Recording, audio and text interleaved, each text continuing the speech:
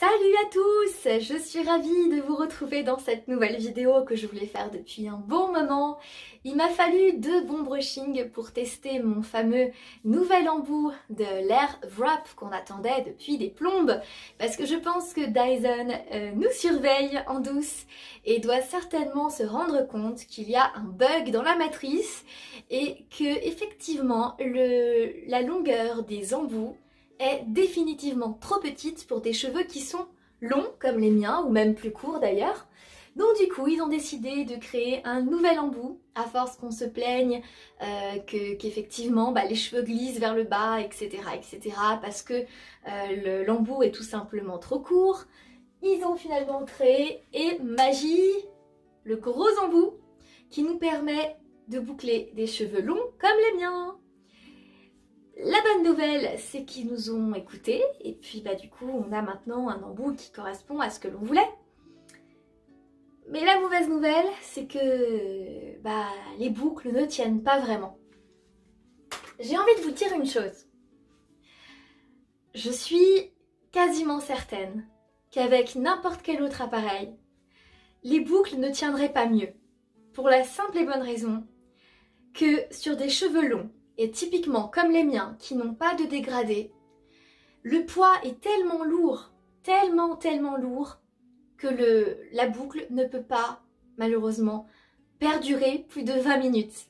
Je vous dis ça parce que justement j'ai fait mon brushing il y a 20 minutes et tout ce que l'on a comme rescapé, ce sont des petits mouvements qui traînent ici et là comme vous pouvez le voir. Alors attention, pour ma part, je vois pas ça comme quelque chose d'ultra négatif. Je m'explique. Je sais que ça ne va pas tenir, mais je sais par contre que mon cheveu va être super doux, super brillant, protégé. Parce que oui, le Dyson ne va pas brûler vos cheveux, donc quand vous allez vous faire un brushing, vous aurez vraiment pas la sensation qu'on vous a cramé votre cheveu. Et puis vous avez quand même un mouvement sympa, vous voyez. Donc c'est pas non plus quelque chose de rédhibitoire. Personnellement, ça me dérange un petit peu, mais pas tant que ça. Dès lors que je sais qu'avec n'importe quel autre appareil, j'aurais eu le même souci. Donc ça ne m'embête pas vraiment, très sincèrement. Il est vrai que pour boucler les cheveux, ça peut prendre beaucoup de temps parce qu'il faut passer, repasser et repasser sur les mêmes mèches pour avoir vraiment la boucle que l'on veut, parce qu'effectivement, vous allez démarrer de là, vous allez finir ici, que cette partie sera déjà retombée comme une crêpe. Donc du coup, il faut pas trop s'acharner parce qu'au bout d'un moment vous allez aussi dessécher le cheveu, mais vous n'allez pas les brûler. On sent que ça va pas les brûler, ça pourrait les dessécher si on abuse, si on exagère. Moi déjà je laisse toujours la chaleur au minimum, je mets toujours de l'air froid aussi quand je boucle, histoire de faire tenir la mèche avec plus de chance. Mais je n'insiste pas, je me suis faite à l'idée que l'appareil, même si on a un embout beaucoup plus long, ne va pas me permettre d'avoir des boucles pendant 4 jours d'affilée qui vont être parfaites. Mais par contre, la bonne nouvelle, c'est que le résultat que je vais avoir ici ne va pas bouger. C'est-à-dire que je vais pendant 4 jours, effectivement, avoir le même résultat que maintenant. Ça ne va pas devenir raide au bout de 4 jours, ni même au bout de 5. Enfin, ce que je veux dire par là, c'est que jusqu'à ce que vous vous relaviez vos cheveux, ce sera la même chose, tout simplement. Donc, pour moi, déjà, le principal, c'est de savoir que l'appareil ne brûle pas les cheveux, ne les endommage pas. Là où le fer à lisser excelle dans son rôle, tout comme le fer à boucler.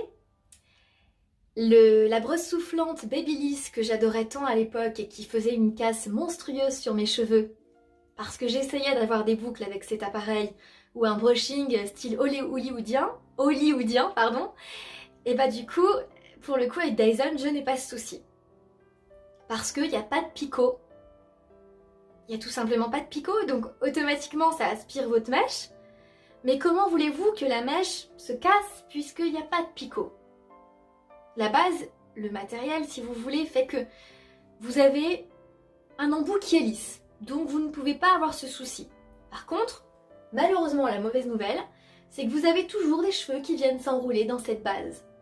Quand vous allez prendre votre mèche, vous allez avoir vos cheveux qui vont tomber, qui vont glisser progressivement, qui vont s'arrêter par là, pour ma part, parce qu'ils sont très glissants. Mes cheveux sont très fins. Et le souci, c'est qu'ils ne tiennent pas en place. La solution que j'ai trouvée, c'est de prendre les sections qui sont proches de ma frange, là-haut, de les mettre vers l'avant, comme vous allez le voir dans la vidéo, et puis de monter progressivement ainsi et finir comme ça. Et là, effectivement, on n'a pas des cheveux qui retombent sur les côtés, enfin sur le bas de l'embout, ou plutôt sur le haut de l'embout. Enfin, bref, vous m'avez comprise, tout dépend de ce qu'on regarde. Mais du coup, moi je trouve que cet appareil a du potentiel. Ce grand embout vaut quand même largement la peine parce que vous allez moins galérer, c'est indéniable. Vous allez pouvoir prendre des beaucoup plus grosses mèches là où à l'époque on n'avait pas du tout la possibilité de prendre des grosses mèches. Avec ces embouts là, c'était juste impossible. Avec celui-ci, c'était des cheveux de souris. Enfin, bref, c'était même pas la peine. Avec l'embout que je viens de vous dire, on peut vraiment prendre de grosses mèches. Par exemple, toute cette section, on peut l'avoir en une fois. Ça vaut le coup, mais il faut pas trop s'acharner dessus. 2 fois à la rigueur, mais pas plus. Là où après on aura effectivement un dessèchement du cheveu. Concernant le petit embout, le plus petit, écoutez, moi je vous recommande de faire une chose. Une fois que vous avez terminé votre brushing, vous terminez avec le petit diamètre. Pourquoi? À votre avis? La boucle, comme elle va être beaucoup plus resserrée, puisque le diamètre est beaucoup plus petit, même si le cheveu va se détendre, vous n'aurez pas la problématique de ce diamètre, puisque la mèche sera déjà beaucoup plus bouclée de base. Donc quand le cheveu va se détendre, de toute manière il sera quand même bouclé. Là où, avec le gros embout, on se demandait ce qui était là avant. Voilà. Je pense que j'ai fait le tour. Ceci dit, le nouvel embout coûte dans les 35 €, entre 30 et 35 €. On a une livraison qui est super rapide par Chronopost. DHL, d'ailleurs c'est livré. Je vous ai gardé le carton, hein. C'est livré comme ça. Un gros carton pour un minuscule embout. Attendez, on va rire. Voilà. Comment vous dire? Oui, je sais, vous faites la même réflexion que moi. Le carton est immense. Je pense qu'il devait être en rupture de petit carton. On va dire que c'est ça. Et dans ce gros carton se trouve un autre carton. C'est pas une blague. Voilà. Et dans ce carton se trouve le carton, the carton du Air Wrap. Le gros embout. Alors Dyson a toujours le chic de m'impressionner par son packaging qui est toujours waouh. Ils savent y faire, disons que c'est un peu aussi leur truc. Et tant que c'est recyclable, ça me va. Et personnellement, je suis vraiment contente de cet embout. De la livraison rapide aussi. Comme je vous ai dit, il a ses défauts, mais il vaut la peine. Si vous n'êtes pas trop accroché à avoir absolument des boucles waouh pendant des jours et des jours, mais je pense qu'il faut se rendre à l'évidence que peu importe l'appareil que l'on utilisera, on aura malheureusement une tenue qui sera toujours limitée. Voilà, en tout cas, ça va dépendre de vos cheveux. C'est pour ça que certaines personnes vont dire What? J'ai dépensé 500 € pour rien. Mais non, en fait, tout dépend de vos cheveux. Si vous avez un cheveu qui est tout dégradé, forcément que ça va beaucoup mieux tenir qu'un cheveu qui est tout long, à la même longueur, et là où il y a un poids finalement énormissime. Voilà. Eh bien, j'espère avoir répondu à vos interrogations sur cet embout qu'on attendait tant. Je vous laisse visionner la vidéo de mon brushing, qui est donc finalement ce que vous voyez ici, comme finalité. Et puis, je vais accélérer la vidéo pour éviter que vous restiez 40 minutes plantés devant votre écran. Merci et à très vite! Alors là, je viens de lisser la frange, comme vous pouvez le voir. Donc maintenant, je vais pouvoir réaliser mon brushing. Je vous montre un petit peu à quoi ça ressemble sur cheveux mouillés. Voilà. Donc, je vais commencer par mettre mon Phytodès habituel qui sert à protéger et en même temps qui sert de thermoactif. Ça veut dire que comme son nom l'indique, avec la chaleur on a une action lissante. Donc je mets l'équivalent, ça.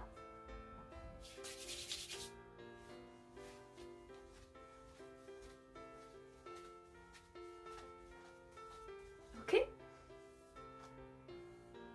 Donc là on a plusieurs possibilités.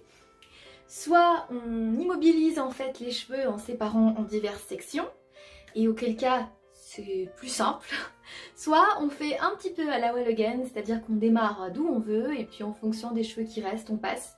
Ça dépend de vos préférences, donc moi personnellement pour cette fois-ci, je vais essayer de faire un peu dans les règles de l'art.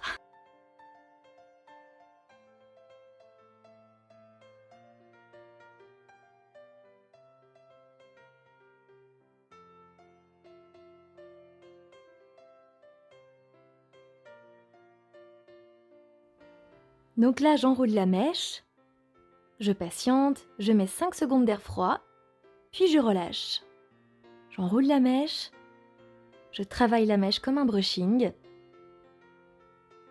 je relâche, j'enroule la mèche, je travaille la mèche comme un brushing, je patiente, je mets de l'air froid et je relâche. Et ainsi de suite. Il est très important de mettre de l'air froid pour fixer la mèche, comme je l'indiquais dans ma précédente vidéo. Donc l'avantage, c'est que finalement, comme l'embout est beaucoup plus long, vous avez plus d'espace, ce qui vous permet de mieux étaler chaque petit cheveu et donc d'être plus efficace pour les boucler. Par contre, on a toujours ce problème, comme vous pouvez le voir, les cheveux qui glissent sur le manche. Donc c'est à nous de faire attention, on fait ce qu'on peut, mais on a toujours les cheveux qui vont glisser. Donc il faut malheureusement tourner le manche. Plutôt que de l'avoir à la verticale, eh bien l'avoir à l'horizontale serait plus efficace. Ce qui éviterait justement ce problème. Ce que je suis en train de faire, c'est récupérer les sections qui correspondent vraiment juste au-dessus de ma frange, de manière finalement à apporter un certain volume. Donc je prends finalement les cheveux avec le manche à l'horizontale, tandis que là je suis à la verticale. La mèche a donc malheureusement plus de risques de venir glisser sur le matériel.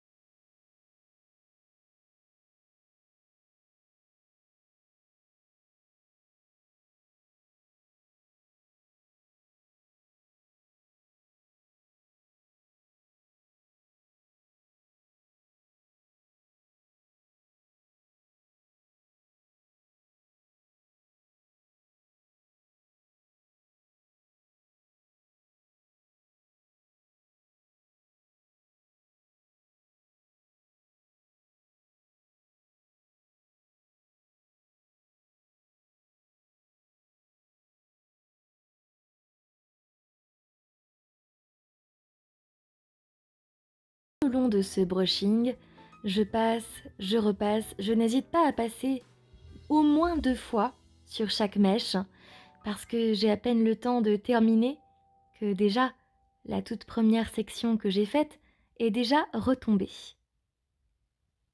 C'est pour ça que je passe beaucoup de temps, mais bon, Si vous n'êtes pas trop tatillon sur le fait d'avoir absolument vos boucles, vous n'êtes absolument pas obligé de faire ça. Ceci dit, à la même manière qu'un brushing, c'est comme travailler finalement plusieurs fois le cheveu pour avoir un résultat plus sympa.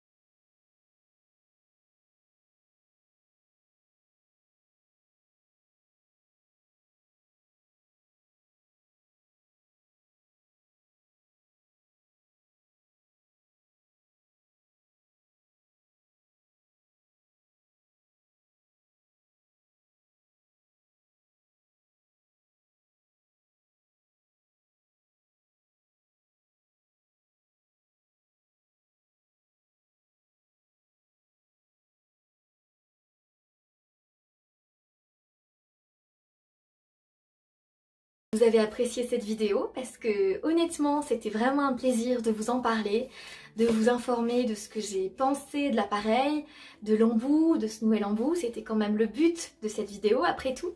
Si vous avez aimé justement cette vidéo d'avis, voilà, n'hésitez pas à laisser un petit commentaire, à vous abonner et puis si vous avez des questions, vous savez quoi faire. À très bientôt.